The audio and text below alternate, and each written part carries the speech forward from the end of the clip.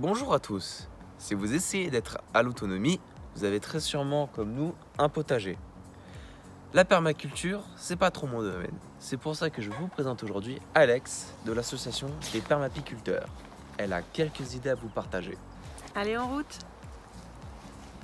En permaculture, on préconise de recouvrir le sol de paillis.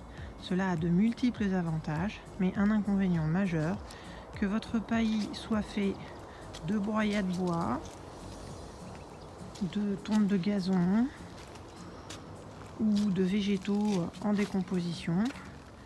Il offre les conditions idéales pour un magnifique élevage de limaces et autres gastéropodes. Alors, entre ceux qui veulent tout exterminer et ceux qui veulent protéger tout ce qui vit, mais n'ont sans doute jamais eu leur récolte ruinée après tant d'efforts et de courbatures, il existe forcément un juste milieu. Je viens de pousser quelques feuilles et regardez, on voit des limaces partout en train de dégrader tous les matériaux organiques et ça va participer à enrichir la terre. Elles font donc partie de l'écosystème du potager et ont leur utilité. Simplement, quand vous commencez à les voir en trop grand nombre, en train de déguster vos légumes, une petite récolte peut permettre de réguler la population. Si vous avez un potager, vous mangez donc probablement pas mal de légumes, conservez précieusement toutes les épluchures que vous mettrez dans vos plates-bandes directement en libre service. Elles préféreront se servir, c'est plus facile, dans les assiettes ou sur les pots de courge, que d'escalader vos choux kale, vos betteraves ou vos blettes.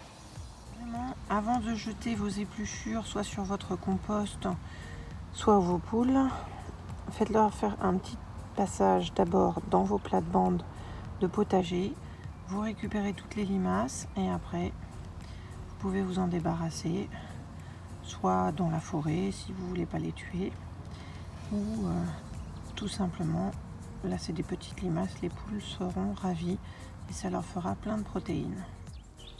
Alors aujourd'hui c'est une journée parfaite, un petit peu de pluie, pas trop froid, et c'est là qu'on a un maximum de limaces à récolter. Vous voyez, ça appâte très bien avec de la pelure de courge, tout simplement. Regardez, juste pour cette plate-bande. Ici, j'ai mis une assiette avec des graines de courge. Je l'ai mis il y a à peine une demi-heure. Clairement, ça leur plaît. Alors, les feuilles marchent quand même nettement moins bien que les courges. On voit quelques petites limaces, mais c'est nettement moins attractif. Pour les récolter, c'est tout simple. Avec des gants si vous n'aimez pas le contact des limaces. Et chaque morceau de peau de courge peut vous durer plusieurs jours.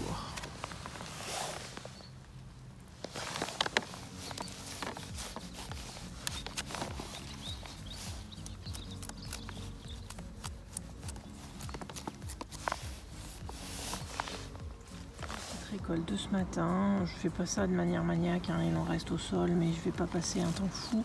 De toute façon, je les attraperai avec autre chose et voilà, il y en a aussi beaucoup là-dedans. On voit clairement ici qu'un petit hérisson vient régulièrement retourner tout ce paillis et se servir au distributeur automatique de limaces. De même, regardez ici, ça se voit pas très bien en vidéo, mais tout le sol qui était recouvert de tonte de gazon a été retourné.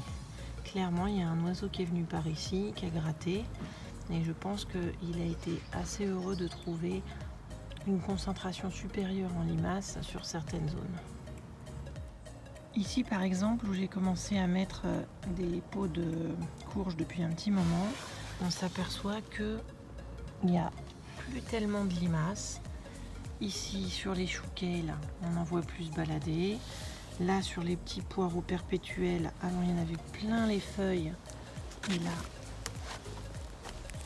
c'est beaucoup plus raisonnable. Et vous voyez, sur les pots, il y a quelques limaces, mais plus tellement. Donc voilà, là on arrive à un équilibre, c'est-à-dire qu'elles viennent se nourrir sur les pots de courge, et par contre qu'elles laissent tranquilles les chouquelles et les cultures. Voilà, là il y a une petite encore, mais honnêtement, ça n'a rien à voir avec ce que c'était il y a une semaine. Si vous voulez être certain que les limaces ne s'échappent pas pendant votre récolte, vous mettez le bac de récolte dans un autre bac un peu plus grand, avec un fond d'eau. Et comme elles ne savent pas nager, elles vont rester dans votre bac. Voilà, ça c'est la récolte à peu près quotidienne, en tout cas quand je fais un passage. Ça peut être un petit peu moins quand il fait sec, ça peut être beaucoup plus quand il pleut. On va donner tout ça aux poules. Afin que les limaces ne s'échappent pas, je les mets dans des graines bien sèches. Elles seront coincées par la poussière. Nous ne pourrons pas glisser dessus. Elles seront comme enrobées de farine.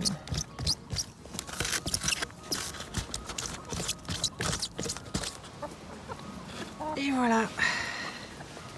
Alors au début, elles n'aimaient pas trop les limaces. Je leur ai mis sur des graines pour qu'elles voient que c'était finalement plutôt pas mal.